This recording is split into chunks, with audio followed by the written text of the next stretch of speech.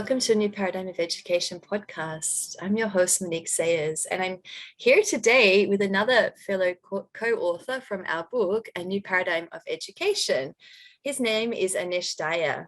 Before I go in and introduce him, I'd just like to explain what our podcast is for our new listeners. So, A New Paradigm of Education is an evolution in education. It's constantly evolving as humanity is evolving. So you may have seen that over the past couple of years, how much education has been waking up. There's been new schools being built across the planet. There's been programs being written. There's people walking out of schools. There's people that are collaborating to make the best change possible for our children. So A New Paradigm of Education is holding hands with all of those people that are really wanting to take a part of that, whether you're a change maker, a business owner, a parent, a non-parent, an educator, whoever you are in this world. If you have an interest in helping our children, this is the podcast for you. So today I'm with Anesh Daya, who's from Canada, and he's a very proud father of a beautiful girl. And he's the founder of an award-winning program, On the Spot Language, which we're going to hear more about in a moment. He's also an international speaker and author, as I mentioned, of our book, A New Paradigm of Education. I'm so happy to connect with you, Anesh. It's amazing. We get to collaborate again on this podcast. Yay. Thank you so much for having me.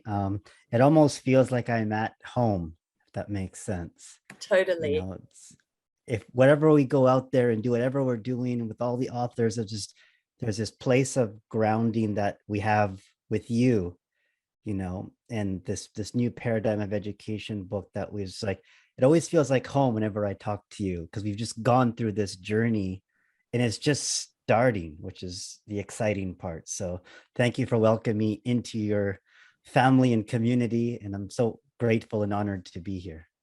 Yeah, of course. You were part of that. We collaborated on the project. So of course you were part of that. And I'm so happy to hear your perspective and your story today around whatever we need to talk about. I guess it could be language learners, it could be on the spot language, and let's just see what comes through. So to start off with, maybe we could just have you introduce yourself in any way that you feel is going to help our listeners know more about you.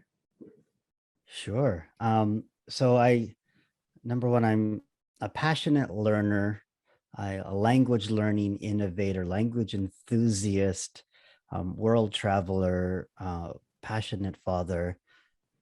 Now, recently becoming a speaker, and then in the last year with you and the other authors, becoming a published author, and then just overall as a global citizen who lives with gratitude and wants to spread more of it around. You know what's crazy? Look at this. Look who's calling me right now. Another one of our authors. One Jennifer. of our authors. Jen Zach is actually calling as we're talking. I'll have to hang. Oh my Sorry, goodness. Jen, we're on a podcast. Your energy, I'm telling you, just like Jen's probably feeling, okay, family's getting together. How am I missing this family chat? What's going on?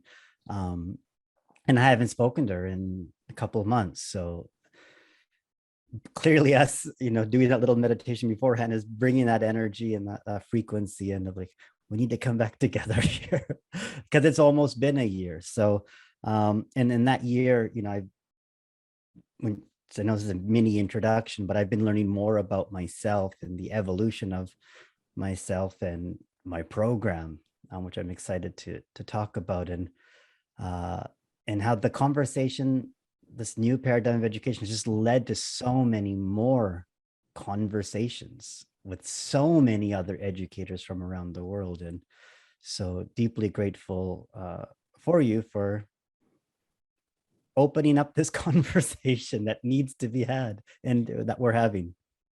I am as well. Thank you so much. And when it was a vision that came through my body, it was definitely community. And so you authors were all the first people that I felt in my soul to call in as the community, and the people that could help share this message from your hearts, this wisdom from your hearts about what is it that we're all doing, in a new paradigm. And since then, our community's grown. We've got our Facebook group, and I've been collaborating with so many different amazing educators and parents and people around the world that we all have the same vision. We all just want to help the next generation of the change makers. And we just want to be able to do education in a way that's different, a way that's, you know, innovative and fun, and of course, rising for the highest good of humanity. So before Anish was just talking, because before we started our podcast, we did a meditation, and I really believe that's the key and the grounding point that's necessary in anything that we do, whether it's a podcast, whether it's educational training or learning or whatever, just starting from that place of groundedness, and then from there being able to rise up and to share information with each other. So here we are doing that. So let's talk about you, Anesh, because we've come to hear all about your journey. So what about if we talk about some of these things that you've noticed since, I mean, writing a book was really creating a mission in a way, or creating a vision and placing it somewhere down, you know, energetically. Okay, I'm going to write it here, I'm going to place it here, and then from there it's going to go to whoever needs to read it, and also, you know, from there transpire into different creations. So I'd love to hear that. Like, what is that that's created for you? Or maybe you can tell a little bit about the chapter as well, for people who maybe don't know about that as well, your chapter a little bit as well, because maybe we have some new listeners. Perfect. So the chapter is, it couldn't be titled any better, you know, putting education on the spot. And of course, everyone is always talking about, you know, from the inside out.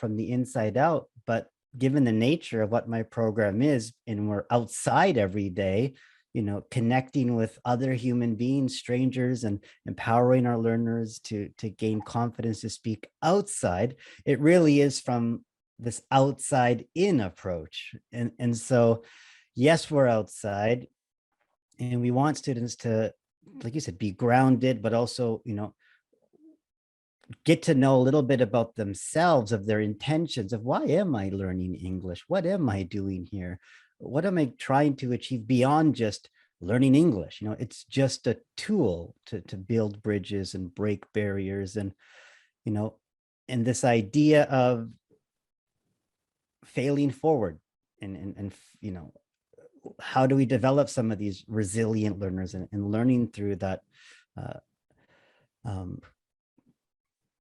idea of falling down 7 times, getting up 8 on the 8th time, you know, nana korobi ya oki, you know, we mentioned that in a podcast with Catherine. And so that's been a huge part of the program, but also getting connected to the city, getting connected to the culture of the city, you know, connecting to local buildings, the ground that we're standing on, acknowledging, you know, the indigenous people who've come before us, who were on, you know, we're on borrowed land, and getting students just really a sense of, wow, the city, let alone the world, can be my classroom, and everyone I meet, I can learn from them. So yes, we're teachers, but everyone in essence is a teacher for us, and we can always learn something from everyone we meet. And in that process, learn a lot about ourselves. And so doing a lot of that reflection in the program is such a huge part. And so after the course of our 8-week intensive immersion program, they go through these realizations, and go through these reflections of, wow, I couldn't do all of these things before, but now I can do these things now because I have the tools to be able to do certain things, or acquire different skills, like even just navigating a city or complimenting someone. You know, it becomes kind of second nature for them to do, or being inquisitive, being curious, building that curiosity is such a vital part. So when students realize, they go to an interview or they're traveling abroad, they're empowered with that self-confidence, a feeling of self-worth that, you know, kind of like attracts like. You put out that good energy, you're going to get it back. But if you don't, you know, kind of kill them with kindness kind of approach, you know. And so developing global, autonomous, resilient learners is the goal of our program. Can And I just interrupt you into yeah, Anesh as well, and sure. just say that it's language learners, and that you are innovating the world of ESL, because that may be not clear yet to people. Right. Just It's the basic thing that Anesh works yes. with amazing international people that come into Canada, and you're changing their whole world by helping them to actually speak a language and communicate with people, right? There you go. In 5 seconds, Monique just yeah, exactly. That's pretty well it. You're right. It is empowering um, newcomers to Canada, people visiting Canada, living here temporarily or long term, giving them a sense of belonging in a culture and in a language, and getting them to find their voice in that as a second language, which can be really challenging for a lot of people when they arrive in a new country. Um, and so, yeah, over the past 13 years now, we've been doing that, and we've won several awards in Toronto. And, when I think about helping students when they get here, the pandemic has led me to learn a lot more about myself in the program. And I'm excited to share a little bit about how we've evolved as well. I'd love to hear more about it. And for those of you who are listening as well, Anesh also has this amazing on the spot language YouTube channel. I hope I've got the name right. And on there you can get a glimpse of what he does. And like, he's out there in the snow, he's out there like, out there on the streets with the students, like, and he's actually putting them on the spot and showing them like ways they can communicate with people. And so they're going through a lot of their own processing themselves, because it could at times be maybe a little bit, I don't know, maybe they feel scared, some of them, to speak or whatever. And a lot of stuff you shared in your chapter was also about that as well. And I think that's really important, Yeah. that you're not only helping the language learner through language, but you're also thinking about their emotional aspect, which makes you stand out. 100%. And, getting them to, it's okay to feel a little bit of fear every day. And that means you're learning. And so we have students and it's the way the program is structured and built, it's scaffolding. And so it really is building a strong base of the language so that they can, ask for clarification or navigate the city. And so just empowering them with the solid foundation of the language, and getting them to connect a little bit of like, oh, and there's that person just said, get lost. I don't feel good. And just, I hear you and I understand you. And thank you for sharing that. Um, I remember I've experienced a similar situation when I was in Taiwan and people were rejecting me. Um, and so just getting them to kind of lean into the feeling a little bit. And, once you talk to hundreds of strangers and you go through this process, you're developing a little bit of thick skin, and you're learning how to deal with some of these emotions. Because again, getting our students to realize we can never control how the outside world is going to communicate with us. Just we can only control how we react to that. Mm, You know, yeah. that goes in life and relationships and everything else. Um, and so once they're empowered with that kind of mindset, nothing really phases them by the end of the program, and they understand that someone could just be having a bad day. That's okay. Um, just a, I appreciate your time. Thank you. Move on to the next person. So, but yeah, getting them to connect to their emotions is a big part, and it's natural to feel all these emotions. More so, it's amplified when you're in a new country, in a new culture. Yeah, and it's amazing that you're not just getting them to read in a textbook and be like, hey, this is a fruit, this is an apple, like here is a picture of an apple. Like, it doesn't make any sense, right? So you're actually out there with the apple, throwing the apple at somebody. Here you go, here's your apple. It's Yeah. this way of learning. It might seem simple for some people, but I just love that your whole program literally is outdoors. And I mean, probably you do have some time inside as well, but it's this idea of you literally immersing yourself in what we do every day in life. Absolutely. And there's something to being, like kinesthetic learning, right? And so Mm, when we're outside, when we're learning in motion, when we're engaging all of our senses, right now, we're on a screen. And so learning can only happen in learned memory, and things that you can remember can only happen so much, or as well.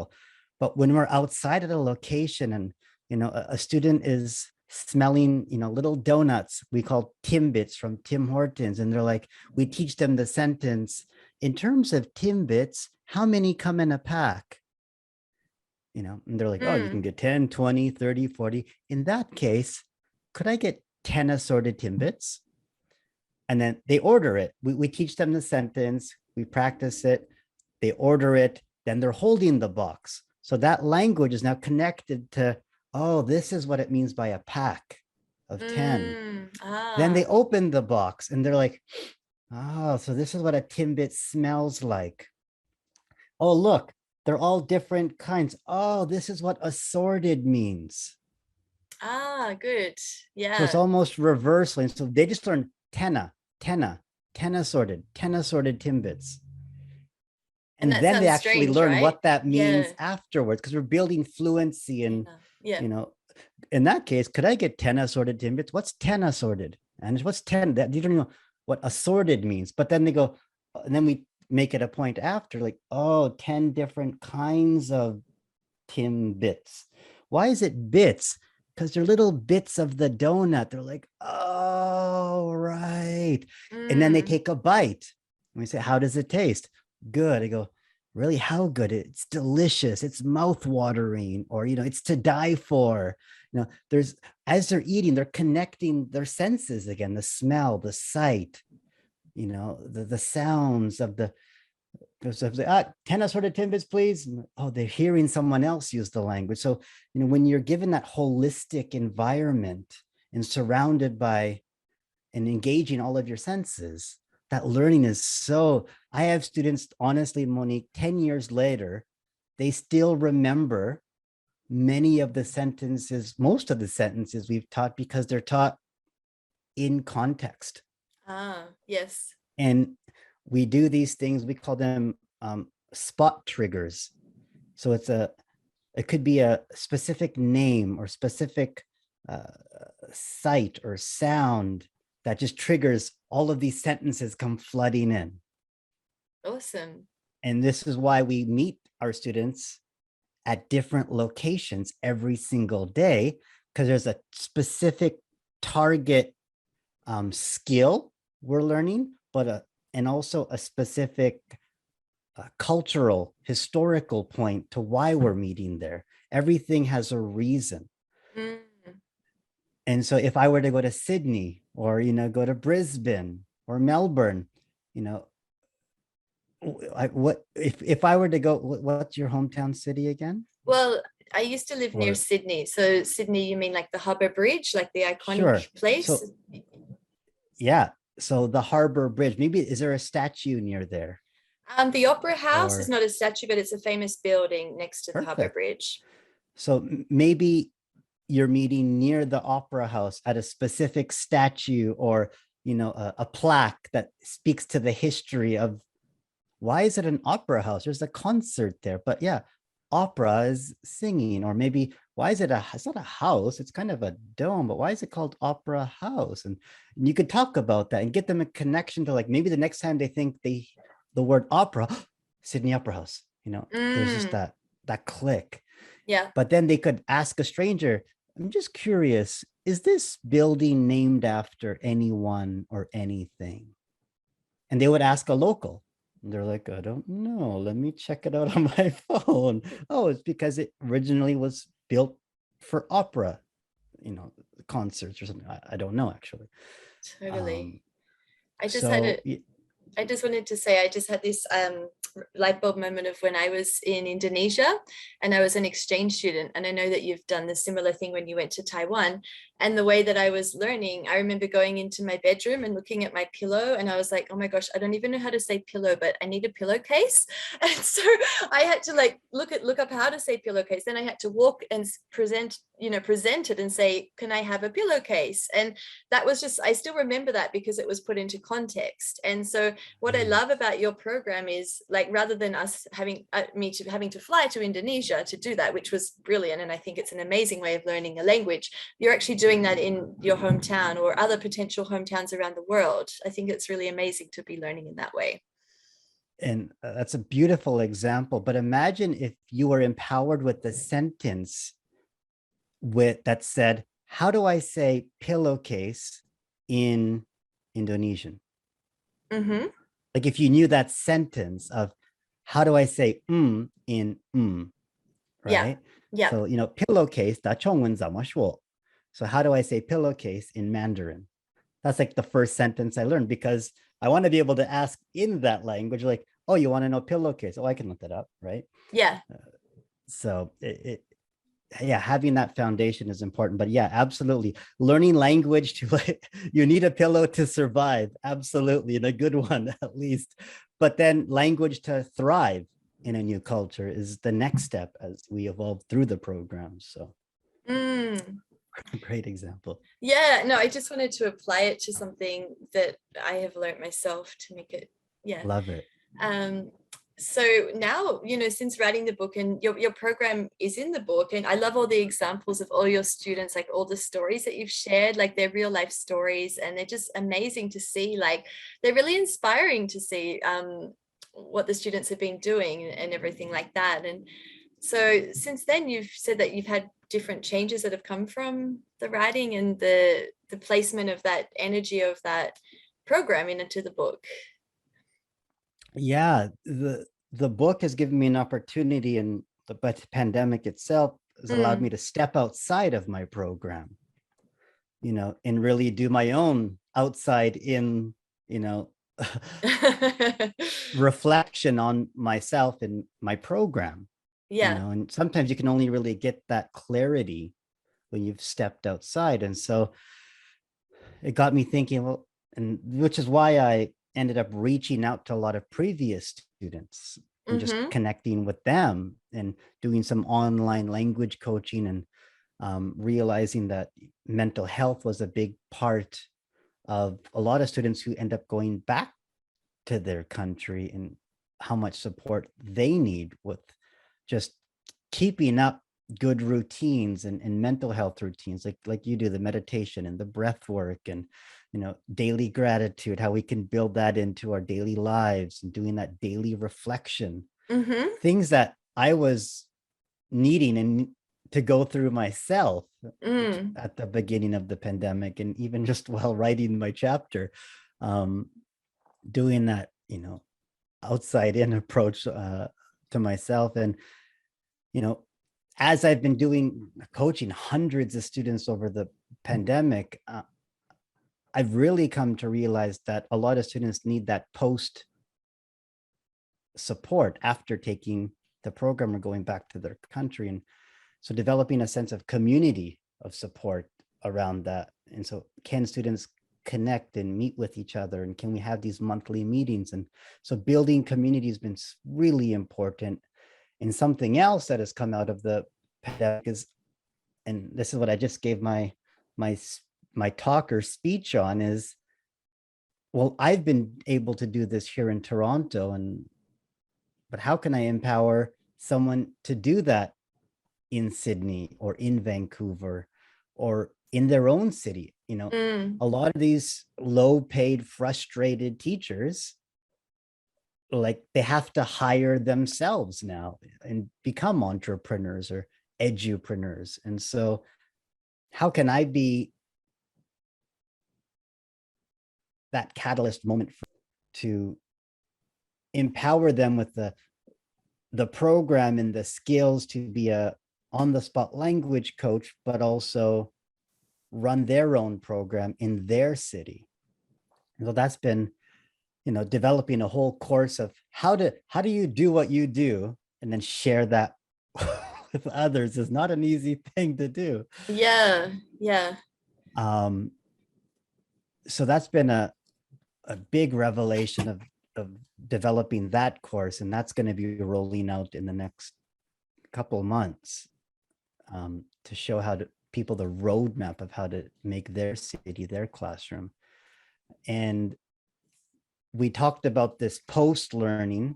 We talked about in my program learning, but another program that I've come to realize that students need, or these agencies need, when they sell study abroad English programs, is how much preparation are they actually doing before they come?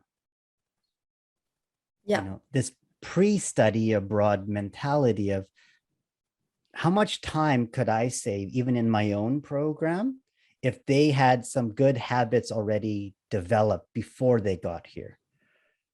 Or if they had some awareness of culture or of the city, or of, you know, the power of routines or thinking in English on a daily basis, even if they're starting to do daily affirmations in the morning, you know. Wow, that's cool. So developing that mindset of what, because developing their mindset of what to expect when you go to a country. So I've been developing a pre-study abroad program for students. So even if they're going to come to Toronto, that's even better, and take my program. But if they're going to go to Sydney or any other city, this kind of program will at least equip them with that, like I said, that solid base, that foundation, that at least it'll enable them with the tools, or equip them with the tools to be successful when they do land in a new country. So that I'm really, really excited about that as well. So yeah, those are some of the new programs. So that would be, so the idea is that so people who already have a language school, or people who are language like tutors, or you know, people who are already like in the field of teaching English, you're like kind of adding on to what they can already do, so getting them out of the books and into the outside world, and then also helping them with the mindset stuff, which has been a missing piece. That's what you're saying? Yeah, that's a big part of it, is empowering these teachers to actually run their own programs and get students, and focus on the mindset piece as well. But this pre-study abroad program will be offered to any students or English agencies to sell to their students, because these agencies spend so much time and money bringing students here, but they're so lost and confused once they get here. Okay.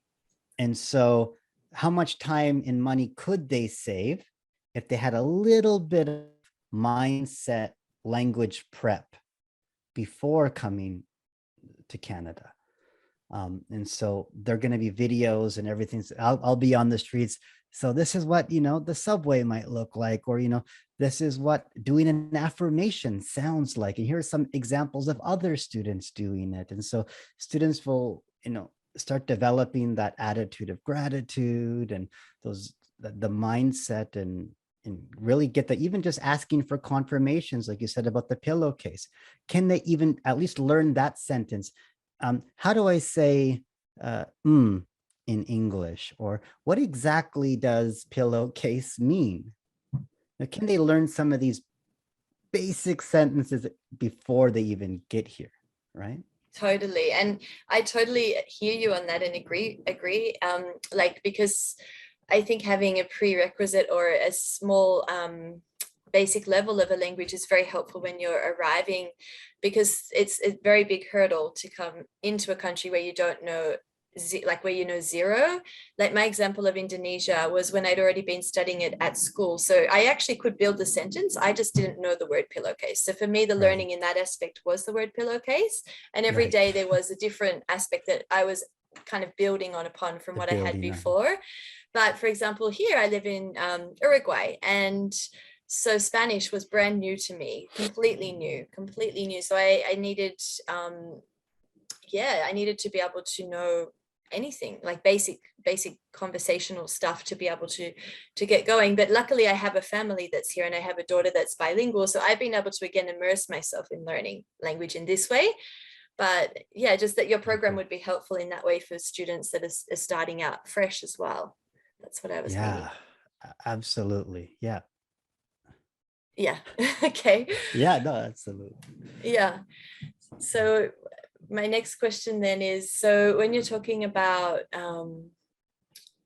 the gratitude that you're sharing, so did you want to go a little bit more into that, like in detail what you were talking about? Yeah, so I mean, already built into the program is we have these days called survey days where we ask a somewhat deeper question. It could be, what did you want to be when you grew up, or what when you grew up, or what was your favorite book growing up, or what are you grateful for, you know?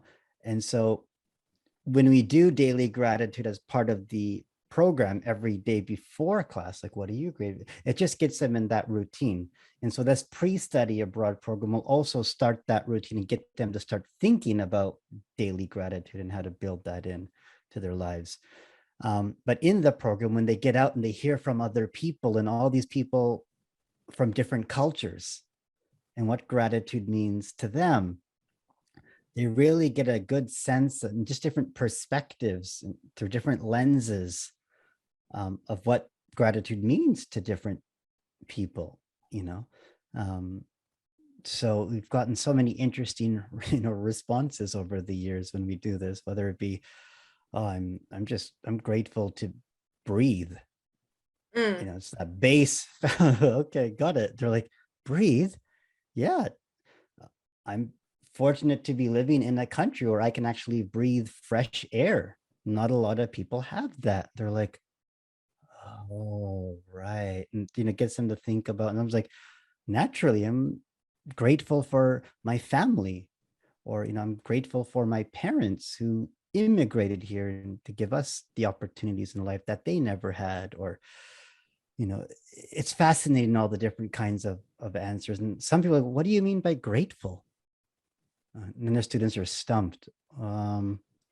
Oh, well, for example, for me, and we teach them how to answer themselves too, right? Yeah. As they go up, because everyone's going to ask, oh, what about you? And they're like, okay, here we go. The spotlight is on me. Now's my time to shine. They're like, I'm grateful to be here in Canada and study English. You're like, oh, that's great. And again, students customize and make the sentence on their own, and we would correct them, on the spot as well. But it's fascinating when it's not part of the culture as well to do it on a daily basis, but in some cultures it's actually built in. And we're going to talk to possibly Julie about this more in depth, in another in episode. a future podcast, another episode. But we talked about even just the word, itadakimasu in Japanese, which thanks Mother Earth and the nature and the ground and the sunlight and the water that was able to produce this, plant that I'm able to be fortunate to eat, and also represents the person who made the food. So, there's so much to gratitude, and having been an author yourself to even speak on that. Yeah, what I wanted to share with you then, and for the listeners then, about the language learning is that it's hard to formulate, as probably anybody who's been learning a language or even teaching a language, it's hard to translate the word gratitude into another language and it mean the same thing to each person. I think that's what you're saying. It's like telling a joke. Like, jokes just don't work in different countries. Like, you tell a joke and they're like, is that even funny? Like, when you get to the point of being able to tell a joke in a foreign language and somebody laughs, you're like, oh my gosh, I got it, right? But until that moment, it's like, it's kind of a word and a concept. Like, is it happiness? Is it being able to laugh? Is it touching the ground? And so it's kind of like a concept, and then until it really integrates. But that's the advanced level of language learning, right? But it sounds like what you're doing is being able to really integrate that and just say like, you know what, I'm going to just show you straight away, like I'm a native, this is how it is, rather than going, you know, I am happy today. Let's just go straight to how we speak. I'm grateful. What are you grateful for? And I love how you also roll your words as well. Like, what are you grateful for? Like, you don't just be like, what Right. are you grateful for? Like, there's so much innovation in your program. Like, there's subtle things, but myself I'm also a language teacher as well. Right. I didn't explain that. I never really explain on the podcast what I do to people. I just interview people. But I've also Love it. taught students from around the world as well, and taught them English. And so I notice all these subtle nuances that your program offers, which makes it innovative, if that makes sense. I really appreciate you sharing that, and something I actually don't talk about as much as I maybe should, because we teach language, the spoken language, before even just how it's spelt or even the how it's written. Because when you're not thinking about it, you're not thinking about all the different grammar. Where's the adverb? Where's the verb? Where's the preposition? You're just saying it how it sounds. And it's not that you necessarily need to sound like a native speaker, No. number one, but it's that recognition. So suddenly they hear, what do you want? Huh? I understood, Anna. She said, what do you want? Like we could be in the subway or on the street and they're hearing, you know, what do you, or, you know, would you be able to, like, would you be able to, would you be able to, would you be able to help me? Or what'd you do last night? Would you? What do you mean, would you? Oh, what did you do? What'd you do? And they're like, but they can start recognizing it, this language from all around them. And so they're watching TV shows and movies like, oh, so, and it's kind of the reverse way of the way they've been traditionally taught of Yeah. how to learn. And that's the power of immersion and learning in chunks, in sentences and lexical chunks, is that the learning sentence patterns and how they sound. Like, what do you mean by or what are you grateful for? What are you grateful for? And, you know, leaning into the feeling of a sentence, you know, it's very powerful. And that's a big part of our program, the pronunciation and naturally being able to recognize and also use it. Yeah, no, I noticed that straight away when we first met and we were talking about the new paradigm as well. And the other thing I wanted to bring into the podcast as well is that you are an ESL disruptor, Anesh. So when I met you, your profile was quoting ESL disruptor. So I wanted to know, or maybe people wanted to know, what was that inside of you that was that urge to disrupt ESL? It's interesting. I've since had a lot of reflection even on that word, because it Okay. kind of has a little bit of a negative connotation, I believe. Yes, yes, And yes. I'm not really trying to I never set out to try and disrupt the industry, or I just wanted to empower students with the language learning tools that kind of I never had that kind of support when I was in Taiwan. So if I could give that to other people the way I learned, then great. And then, you know, here I was 10 years later at that time, and I go, well, I love what I do, but I wonder if there are other people who also kind of feel the same way as I do about this, or just, you know, this experiential approach. And I go, well, it's difficult to find other people. So I started putting myself out there more on LinkedIn and connecting with people. And then they're like, yeah, I love what you're doing. This is amazing. I've always wanted to do something like this. I just didn't know how, or didn't know how to formulate it into a program. And then I started reaching out to people and they're like, why don't you hold a conference? And go, what? What kind of conference? You go, I don't know. Like, well, it seems like you're really disrupting the industry. And go, okay, why don't we have a disruptive education conference? So for 2018, 2019, 2 years, we held the Disruptive Education Conference, where we brought in change makers or people who are like, listen, we get it. The industry, the ESL hasn't changed in 20, 30 years. So, you know, how can we bring in some innovation and other ideas of what we can do, whether it be technology or immersion, or, you know, even just the concept of language coaching, not language teaching, you know. Totally. So then I started reaching out, like, oh, there are actually other language coaches in England. I mean, in Europe. And they're like, I always called myself a language coach, but didn't really know what that really meant, just because I was a tennis coach before, and people like, you're a coach, you're in people's faces and you're coaching them. And but then the word coaching and the coaching industry is very different of so finding other coaches around the world. And so they're like, yeah, Anish, you're totally disrupting the industry. I go, am I? I'm not trying to, but if I can, indirectly or consciously or unconsciously, I'm not sure. I'm not trying to do it, but I want to bring about change, and I don't know if I'm disrupting it, but I would love to empower other people to also do this. So I don't know. I don't know if I'm not out there saying everything else sucks. We need to do it this way. And it's there's a place for everything, Mm. you know, online learning, all of that. There's a plethora of tools to learn a language. I'm not saying my way is the only way or the best way, but I feel it's a kind of a missing piece to what could be added to what's already there. Yeah, I agree with you. And that's exactly what a new paradigm is. It's about, we're not saying, debunk the whole planet, debunk everything. It's just taking, well, what is working and what's not working, and let's innovate and create from that place. And so I love, even just the simple thing of, okay, well, we're not going to be using as many books, we're going to actually just be out there, communicating with people. And you know what, I think coaching is a beautiful word, because it's the same as mentoring, and when we were writing the book, I felt this energy of us all as mentors, sitting in the same energy as our students, without having the hierarchy of the teacher and the student, even though we are both kind of teachers and students.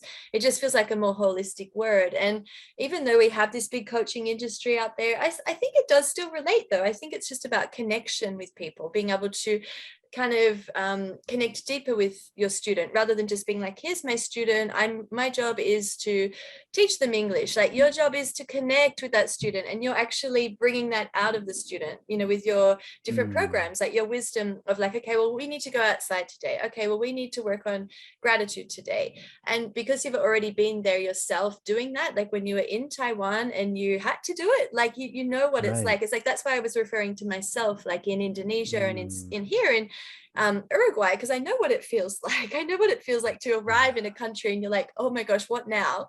And not just on a holiday where you have a lonely planet, you just flick through and you just have a few sentences, Right. like Yeah, this is like, I'm here absolutely. to live. And that's what you're dealing with. You're Yeah, dealing with people that have come to Canada to actually live in Canada, and it's necessary for them. 100%. Absolutely. And I love that you're touching on, the idea of coaching and how customization is so important, because you are dealing with, multiple intelligence, different learning styles. And also when you learn anything, like different people find different things enjoyable when they're learning. Mm. And so having a program that appeals to all learning styles as well. And that's the benefit of taking a customized coaching approach is, one student could be interested in basketball or dogs. And so we would customize the program for them. One student was a midwife. She's like, so she wants to speak with other midwives and compare the systems in Canada and in her country. And so customization, I think, is such an important piece to this new paradigm, as well as working with the individual. Yeah, 100%. I agree with you. So before we wrap up today, I always ask all of our guests. It feels funny asking you because you actually are a host of our podcast as well. But if you wanted to like put it simply, what's your vision for a new paradigm of education? I would say my vision is to create a community of learning, where shared learning spaces, whether it be the city or a classroom, and collaborating through innovation, mindfulness, gratitude, um, a place where people are seen, heard, uh, a classroom that really isn't what is the definition of a classroom? Can just the world be our classroom, and that learning come from nature? Can it come from different people that we're surrounded with? So um I don't know what the future holds. I just know that what I'm doing now is going to at least equip my learners and hopefully future generations with the tools they're going to need, whether it be in technology or in the real world or at their jobs or even in their personal lives. The tools that we're teaching are it's all skills based. And so if it can be more focused around that, then whatever the learner or future learners are going to be doing, it's all applicable, right? So my daughter herself, she started 7 businesses throughout the pandemic. And how old is she? So she's 10 years old. It's amazing, right?